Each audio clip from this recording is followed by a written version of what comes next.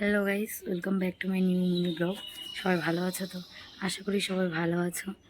আমিও আছি মোটামুটি, শরীরটা খুব একটা ভালো না, তবুও আছি মোটামুটি ভালো। আজকে কি করব, হঠাৎ করে গ্যাস চলে গেল। তো গ্যাস যাওয়াতে এখন আমাকে রান্না করতে হবে উনানে। তোমরা দেখতেই পাচ্ছ, এই গরমের মধ্যে আমি ঘেমে যাচ্ছি।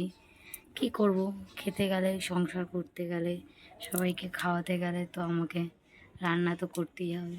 রান্না না করলে খাবো কী করে, তাই না?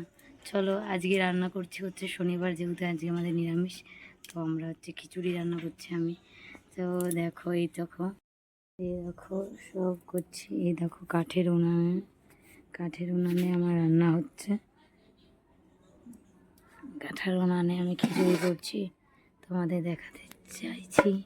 এই যে খিচুড়ি বসিয়ে দিয়েছি, আলটিমেট সব কিছু করে তো কী আর করা যাবে, গরম হোক কষ্ট হোক, শ্বশুরবাড়ি এসে যখন রান্না করতেই হবে। এই যে কাঠে রান্না করাটা খুব একটা ম্যাটার না, খারাপ জিনিস না। কাঠে রান্না খেতে টেস্ট হয়। বড় বড় যেহেতু যেখানে বিরিয়ানি তৈরি হয় সেগুলো মানে কাঠের জালে। কে কে কাঠের উনানে রান্না করতে পারো বা করেছো? কাঠের উনানে রান্না কিন্তু সত্যি খুব টেস্ট হয়। সবাই একটু ট্রাই করে দেখো একবার।